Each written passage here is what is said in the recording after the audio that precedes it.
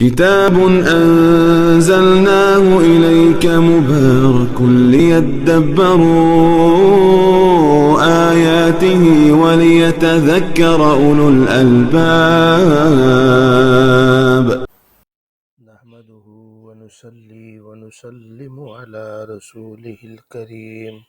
آج ہمارے سامنے ہے سورہ البقرہ اور آیت کا نمبر ہے 220 220۔ اعوذ باللہ من الشیطان الرجیم، بسم اللہ الرحمن الرحیم۔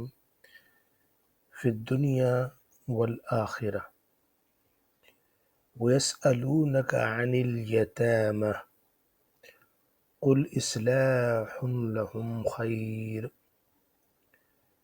وَإِن تُخَالِطُوهُمْ فَإِخْوَانُكُمْ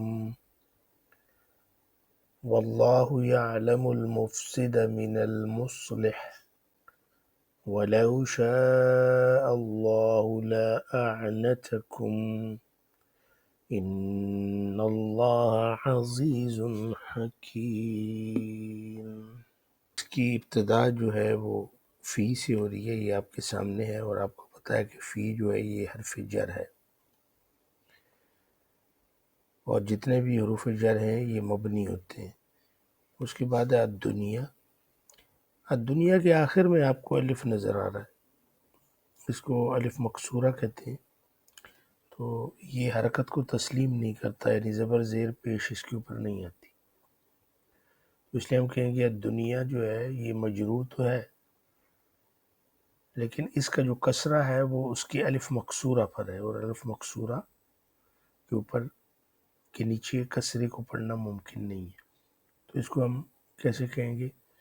مجرور بالکسرہ المقدرہ علی الالف للتعذر۔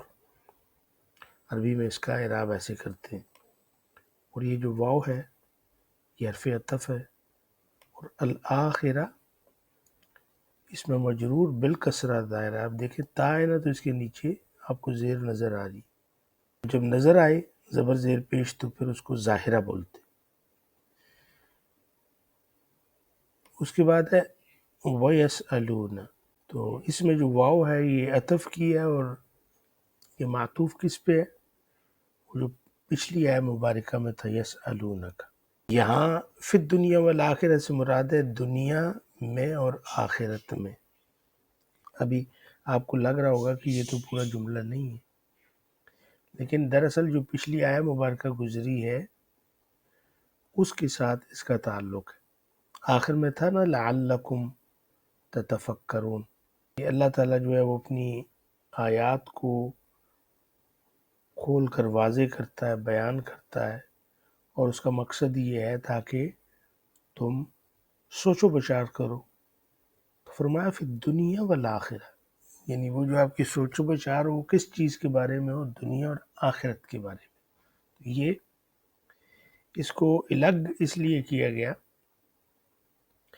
وہ ایک آیت بنائی گئی اور اس کو الگ کیا گیا کہ یہ بھی قرآن مجید کا ایک بہت بڑا اعجاز ہے کہ اس آیت مبارکہ میں اس کو آپ کہیں کسی جگہ کے اوپر بھی فٹ کر سکتے ہیں، اور معنی جو ہے وہ صحیح بنے گی، وہ انشاءاللہ آگے چل کر ہم دیکھیں گے۔ تو یسألون کا یہ 2-3 دفعہ آ چکا ہے۔ یسألون فعل مضارع مرفوع ہے بثبوت النون، یہ جو آپ کو نون نظر آ رہا ہے نا یہاں پہ، یہ نون اعرابی ہے، تو یہ اس کے رفع کی نشانی ہے، یعنی افعال خمسہ جو ہیں فعل مضارع کے وہ اس نون سے مرفوع ہوتے ہیں۔ اور یہ جو آپ کو واو بیچ میں نظر آ رہی ہے یہ والی، اس کو کہتے ہیں واو الجماعہ۔ واو الجماعہ یعنی ایک ضمیر ہے، متصل ہے، مبنی اور محلاً مرفوع ہے، فاعل ہے۔ تو یسألون پورا ایک جملہ ہے فعل اور فاعل سے، وہ پوچھتے ہیں، اور یہ جو کا ہے، یہ والا کا، یہ ضمیر ہے، یہ متصل ہو کے آتی ہے، اور یہاں پہ یہ ہے تو مبنی، لیکن محلاً یہاں پہ کیا ہے؟ منصوب ہے، کیونکہ مفعول بھی واقع ہو رہا ہے نا۔ وہ یسألون، وہ پوچھتے ہیں، کس سے پوچھتے ہیں؟ کا، آپ سے پوچھتے ہیں، نبی پاک صلی اللہ علیہ وآلہ وسلم کی طرف۔ یہ خطاب ہے، آپ سے پوچھتے ہیں۔ تو یہ کا کیا ہوا؟ مفعول بھی منصوب اور محلن ہے، یعنی محلن منصوب ہے، اور یہ عن جو ہے حرف جر ہے، اور الیتامہ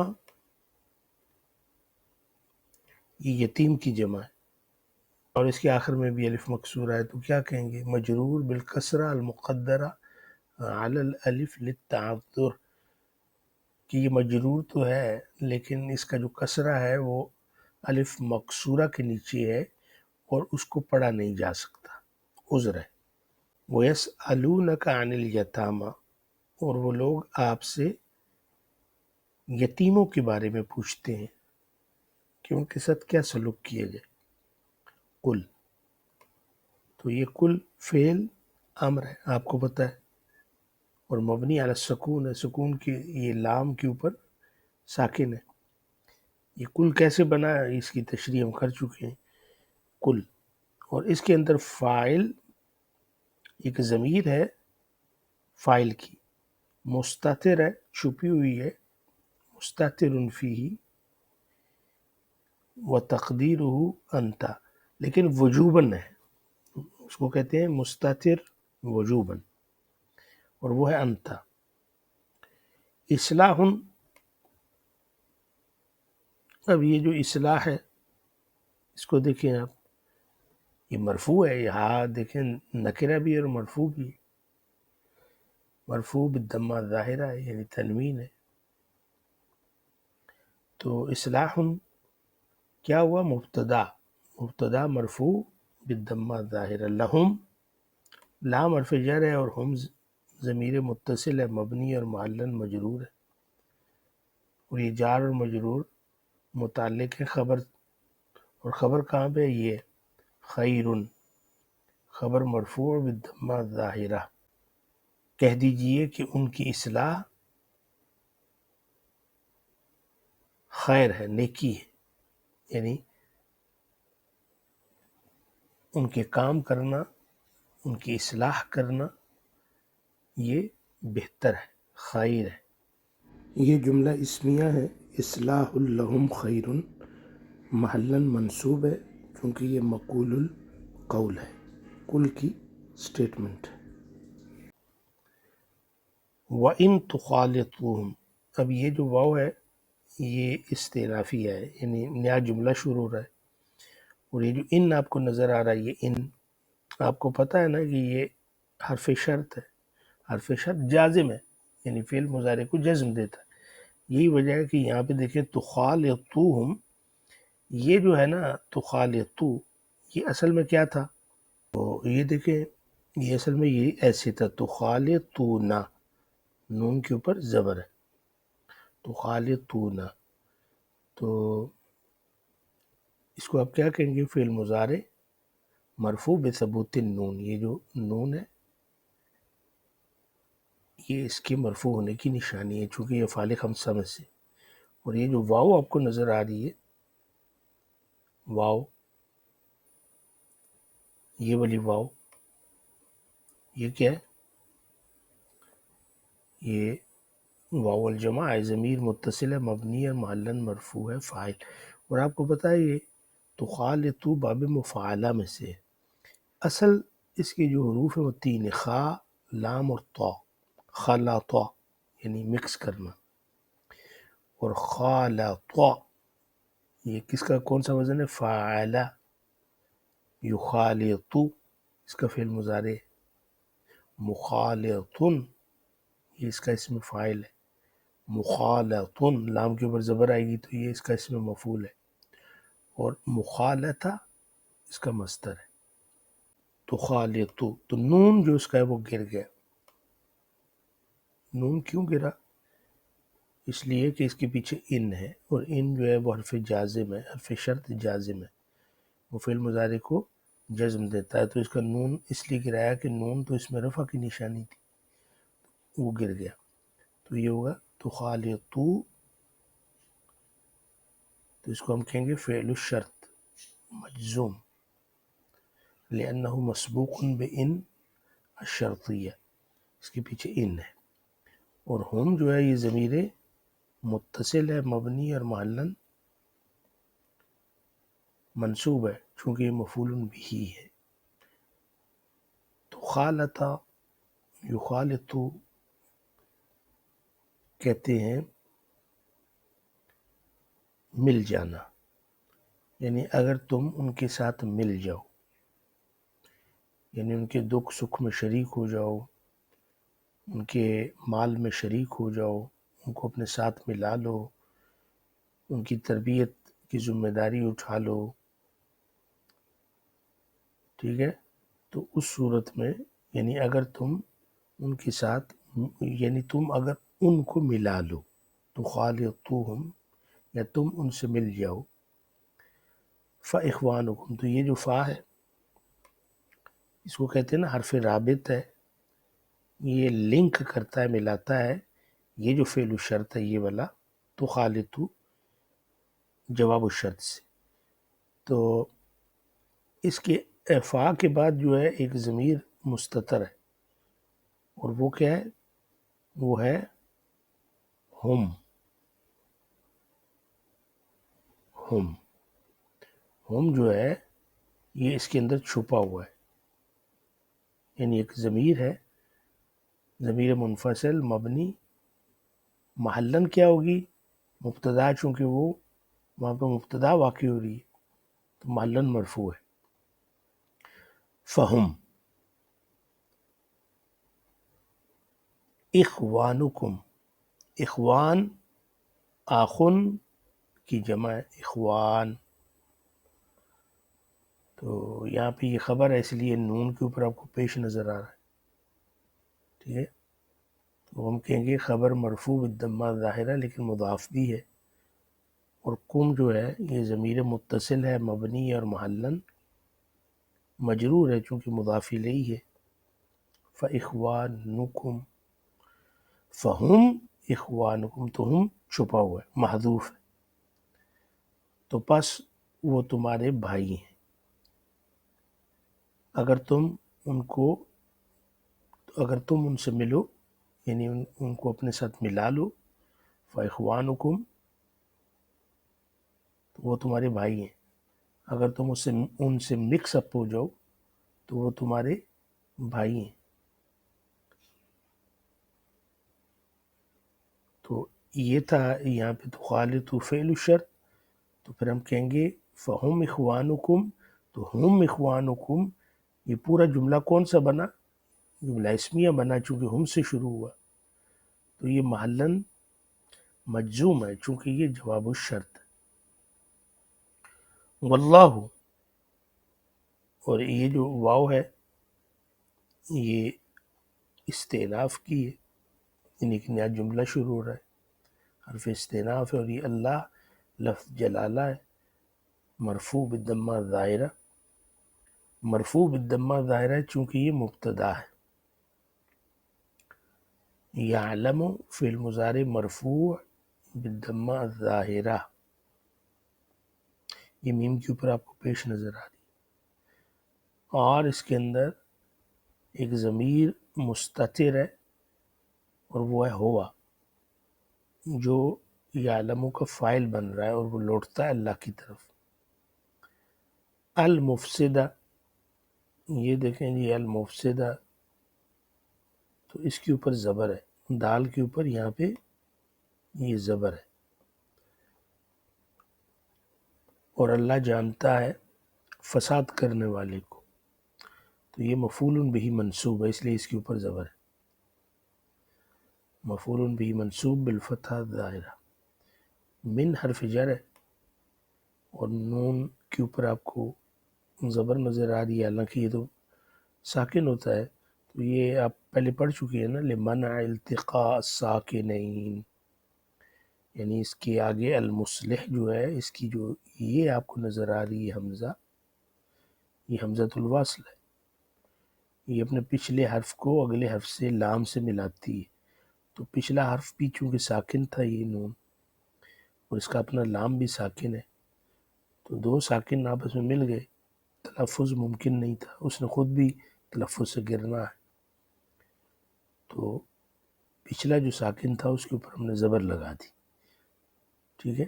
اس کو کہتے ہیں لمانع التقاء الساکنین.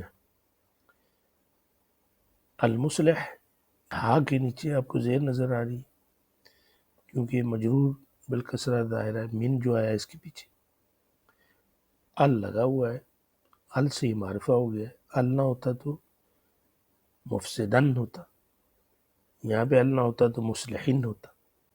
تو یہ من یعنی مفسد کو مصلح سے متمیز کرنے کے لیے آیا ہے، ٹھیک ہے نا. تو اس لیے ہم کہتے ہیں کہ یہاں پہ ایک حال جو ہے وہ چھپا ہوا ہے، یعنی متمیزن المفسدہ من المصلح. مطلب کیا ہوا کہ اللہ فساد کرنے والے اور اصلاح کرنے والے کے فرق کو جانتا ہے، یعنی وہ مصلح اور مفسد دونوں کی علامتیں پہچانتا ہے، وہ جانتا ہے کون مفسد ہے کون مصلح ہے. آگے ہے ولو شاء اللہ. اس میں واو جو ہے ایک نیا جملہ ہے، استئناف کی ہے، اور لاؤ اس کو کہتے ہیں حرف امتناع لامتناع. اس کا نام ہے حرف امتناع لامتناع. وہ جو لو لا ہوتا ہے وہ ہوتا ہے حرف امتناع لوجود، اور معنی یہ شرط کے دیتا ہے، اگر کے معنی دیتا ہے. شاء، شاء کے فعل ماض مبنی علی الفتح ہے. شاء یشاء. اللہ لفظ جلالہ اور اس کا فاعل ہے، اس لیے مرفوع بالضمہ ظاہر ہے. تو شاء کہیں گے کہ یہ فعل الشرط غیر جازم، کیونکہ یہ لو جو ہے یہ شرط غیر جازم ہے. لأعنتکم. تو اس میں یہ جو چھوٹا سا آپ کو لام نظر آ رہا ہے نا، لام یہ الرابطہ بولتے ہیں. جیسے وہ فا تھا نا اوپر ان تخالطوہم فاخوانکم، تو اسی طرح یہ لام بھی لام الرابطہ ہے، یعنی فعل الشرط کو جواب الشرط سے ملاتا ہے. تو اعنتکم، اعنت یعنت اعنات کون سا باب ہے؟ یہ باب افعال ہے. اصل میں اس کے 3 حرف عین نون اور تا، اور یہ جو حمزہ پیچھے ہے یہ باب افعال کی ہے. اعنت اس کا مطلب ہوتا ہے مشکل میں ڈالنا. تو لأعنت تو مشکل میں ڈال دیتا. ولو شاء اللہ اگر اللہ چاہتا، لأعنت تو تمہیں مصیبت میں مشکل میں ڈال دیتا. کم کا مطلب تمہیں. تو اس کو ہم کہیں گے یہ جواب الشرط ہے. اعنت یہ جواب الشرط ہے. کم ضمیر متصل ہے، مبنی اور محلن منصوب ہے، مفعول بھی واقع ہو رہا ہے. اور اگر چاہتا شاء اللہ لا، اس کا ترجمہ کریں تو اعنتکم تمہیں مشکل میں ڈال دیتا. ان اللہ، ان حرف مشبہ بالفعل ہے. اللہ لفظ الجلالہ منصوب بالفتحہ ظاہرہ چونکہ یہ ان کا اسم ہے. عزیز یہ ان کی خبر ہے اس لیے مرفوع بالضمہ ظاہرہ، یہ پہلی خبر ہے. اور یہ دوسری ہے حکیم خبر ثان مرفوع بالضمہ ظاہرہ. بے شک اللہ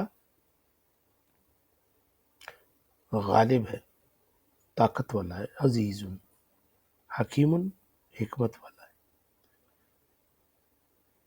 یہ اس کے اعراب تھے، ابھی ترجمہ کرنا آسان ہو جائے گا. با ماورا ترجمہ کیا ہوگا؟ دنیا اور آخرت کے بارے میں اور یتیموں کے متعلق آپ سے پوچھتے ہیں، کہہ دو ان کی اصلاح کرنا بہتر ہے، اور اگر تم انہیں ملا لو تو وہ تمہارے بھائی ہیں، اور اللہ بگاڑنے والے کو اصلاح کرنے والے سے الگ جانتا ہے، اور اگر اللہ چاہتا تو تمہیں تکلیف میں ڈالتا، بے شک اللہ غالب حکمت والا ہے۔ تو اب اس میں یہ آپ کو پتہ چل گیا کہ فی الدنیا والآخرہ، میں دونوں آیتیں آپ کے سامنے لکھتا ہوں۔ یہ دیکھیں، یہ اوپر جو ہے یہ آیت نمبر 219 ہے جو ہم نے پچھلے سیشن میں کی، اور یہ جو ہے یہ 220 ہے۔ تو اب اس میں دیکھیں نا، یہاں سے شروع ہوتا تھا یسألونک، وہ آپ سے پوچھتے ہیں شراب کے بارے میں، جوئے کے بارے میں، کل فیہما اثم کبیر، انہیں کہہ دو کہ ان دونوں میں بہت بڑا گناہ ہے اور اس میں لوگوں کا فائدہ بھی ہے، اور ان دونوں کا جو گناہ ہے وہ ان کے فائدے سے بہت بڑا ہے۔ وَيَسْأَلُونَكَ مَاذَا يُنْفِقُونَ، وہ یہ پوچھتے ہیں کہ کیا خرچ کریں۔ قُلِ الْعَفْوَ، ان سے کہہ دو کہ جو بچ جائے اس کو خرچ کرو۔ تو بالکل ایسے ہی اللہ تعالیٰ بیان کرتا ہے تمہیں آیتوں کو تاکہ تم سوچو بچار کرو، فکر کرو۔ اب یہ دیکھیں نا، یہاں پہ تو آیت ختم ہوگی، لیکن پھر فرمایا فی الدنیا والآخرہ۔ اب اس کو آپ اس کے ساتھ ملا سکتے ہیں کہ اللہ تعالیٰ کا اپنی آیتوں کو بیان کرنے کا مقصد کیا ہے، تاکہ تم دنیا اور آخرت کے بارے میں سوچو بچار کرو۔ سوچو دنیا میں کتنا عرصہ تم نے رہنا ہے، پھر آخرت میں کتنا عرصہ رہنا ہے۔ اگر آخرت جو ہے وہ ہمیشہ کا ٹھکانہ ہے تو پھر دنیا کو آخرت پر ترجیح کیوں دی جائے؟ تو اس طرح کی سوچ اپنے اندر پیدا کرو۔ اب یہ جو ہے اس کو آپ اس کے ساتھ بھی ملا سکتے ہیں کہ اللہ تعالیٰ جو ہے وہ تمہیں اپنی آیتیں کھول کر بتاتا ہے، دنیا کے بارے میں بھی اور آخرت کے بارے میں بھی۔ ٹھیک ہے، اس کے ساتھ بھی یہ فی الدنیا والآخرہ فٹ ہو گیا۔ تو یہ قرآن کا اعجاز ہے۔ اور اب اگر اس کو فی الدنیا والآخرہ کو ادھر اوپر لے جائیں کہ کہہ دو کہ ان دونوں میں یعنی شراب میں اور جوئے میں بہت بڑا گناہ ہے اور اس میں فائدے بھی ہیں، فی الدنیا یعنی دنیا میں اس کا کوئی فائدہ ہو سکتا ہے، لیکن اس کا جو اثم ہے، اس کا جو ان دونوں کا جو گناہ ہے وہ ان کے نفع سے بہت بڑا ہے فی الآخرہ، آخرت میں جب حساب کتاب ہوگا تو مشکل ہو جائے گی۔ تو آپ نے دیکھا یہ فی الدنیا والآخرہ دونوں جگہوں کے تینوں جگہوں پہ فٹ بیٹھتا ہے۔ تو یہ آپ کو بتانا مقصود تھا۔ اب ہم نے جو آیت پڑھی ہے 220، اس کے مفہوم کی طرف جائیں گے۔ اس پہ غور کیجئے کہ یہ ایک ایسی آیہ مبارکہ ہے جو زندگی کے دو دائرے کھول دیتی ہے۔ دنیا کیسے گزارنی ہے، یہ پہلا دائرہ ہے۔ آخرت کیسے بنانی ہے، یہ دوسرا دائرہ ہے۔ اور پھر اچانک موضوع بدلتا ہے اور اللہ یتیموں کی بات کرتا ہے، جیسے کوئی استاد اعلیٰ ترین سچائی سمجھا کر کہتا ہو، اب ذرا ان کے بارے میں بھی سوچو جن کا کوئی نہیں۔ یہ ہے قرآن کی رقت، قرآن کا حسن۔ آغاز میں اللہ کہتا ہے دنیا اور آخرت، فی الدنیا والآخرہ، دونوں میں اللہ کے فیصلے بھلائی کے لیے ہیں۔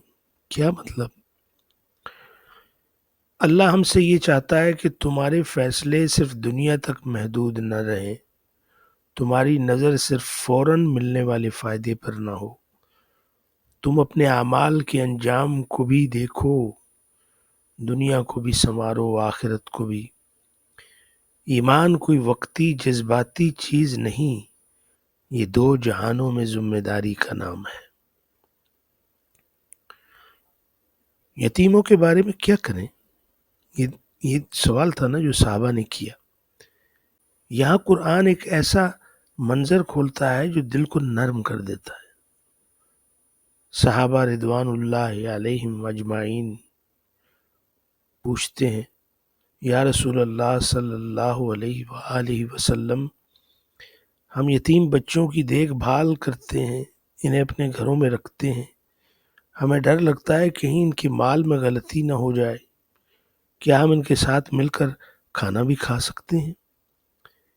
کیا ہم مل جل کر رہ سکتے ہیں؟ کیا یہ گناہ تو نہیں؟ خوف کس بات کا ہے؟ سوچے نا، یعنی انہیں خوف کس بات کا تھا؟ نیکی کرتے ہوئے کہیں غلطی نہ ہو جائے، یہی ایمان کی علامت ہے۔ سبحان اللہ۔ اللہ نے جواب دیا، قل اصلاح لہم خیر، یعنی یتیموں کی بھلائی ہو بس یہی خیر ہے۔ یعنی تمہارے ارادے صاف ہوں، تم ان کی بھلائی چاہتے ہو، تم ان کے لیے آسانی چاہتے ہو، تو تمہارا ہر عمل خیر ہے۔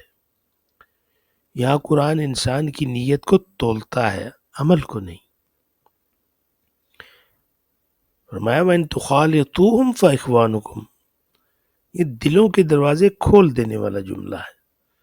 اللہ فرماتا ہے اگر تم یتیموں کو اپنے ساتھ ملا لو تو وہ تمہارے بھائی ہیں۔ یہ کس قدر پیارا، انسانیت سے بھرپور جملہ ہے۔ جو یتیم ہے وہ صرف بھائی نہیں، صرف ضرورت مند نہیں، وہ گھر کا حصہ ہے۔ صرف ذمہ داری نہیں، یہ ایک رشتہ ہے۔ اسلام یتیم کو چیریٹی نہیں بناتا، اسلام یتیم کو خاندان بناتا ہے، اس کو رشتے میں پروتا ہے۔ پھر فرمایا واللہ یعلم المفسد من المصلح، یہ نیت کا ترازو ہے۔ یہ آیت ہمیں نیت کا ترازو دیتی ہے۔ اللہ جانتا ہے کہ کون خرابی کرنے والا ہے اور کون اصلاح کرنے والا ہے۔ ہو سکتا ہے کہ دیکھنے میں ایک شخص مصلح ہو، لیکن نیت کی خرابی کی وجہ سے وہ مفسد بن جائے اور ہمیں پتہ نہ چلے۔ اگر نیت صاف ہے اللہ جانتا ہے، اگر نیت غلط ہے اللہ جانتا ہے، اگر یتیم کا مال کھانے کی خواہش ہے اللہ دیکھ رہا ہے، اگر دل میں خوف خدا ہے اللہ محفوظ رکھے گا۔ انسان دنیا کو دکھا سکتا ہے لیکن اللہ کو کوئی دھوکہ نہیں دے سکتا۔ یہ آیت نیکی کرنے والوں کو سکون دیتی ہے اور نیت خراب کرنے والوں کو تنبیہ کرتی ہے۔ پھر فرمایا وَلَوْ شَاءَ اللَّهُ لَأَعْنَتَكُمْ، یہ اللہ کا کرم ہے۔ اگر اللہ چاہتا تو تم پر سختی کر دیتا، لیکن اس نے آسانی رکھی ہے۔ کیا آسانی ہے؟ یتیم کے ساتھ رہنا جائز، اس کا مال استعمال کرنا جائز، اس کے ساتھ کھانا کھانا جائز، بشرط نیت، اور وہ نیت کیا ہو؟ اصلاح، بشرط مقصد، اور وہ کیا ہے؟ بھلائی، بشرط دل، اور وہ کیا ہے؟ خوف خدا۔ اسلام کی ہر تعلیم رحم اور آسانی سے بھری ہے۔ یہ آیت ہمیں یاد دلاتی ہے ایمان صرف نماز میں نظر نہیں آتا، یتیم کے ساتھ نرمی میں نظر آتا ہے۔ نیکی صرف صدقہ دینے کا نام نہیں، کسی بے سہارا بچے کو اپنا سمجھ لینے کا نام ہے۔ اخلاص صرف زبان سے نہیں، دل کی نیت سے پہچانا جاتا ہے۔ اسلام صرف عبادت نہیں، انسانیت ہے، ہمدردی ہے، رحم ہے۔ لہٰذا نیت صاف رکھو، باقی اللہ پر چھوڑ دو۔ آج کے دور میں یتیم صرف وہ نہیں جس کے والد فوت ہو گئے، یہ بھی یاد رکھیں۔ یتیم عربی زبان کا لفظ ہے، اس کا مطلب ہے وہ شخص جو اکیلا رہ گیا۔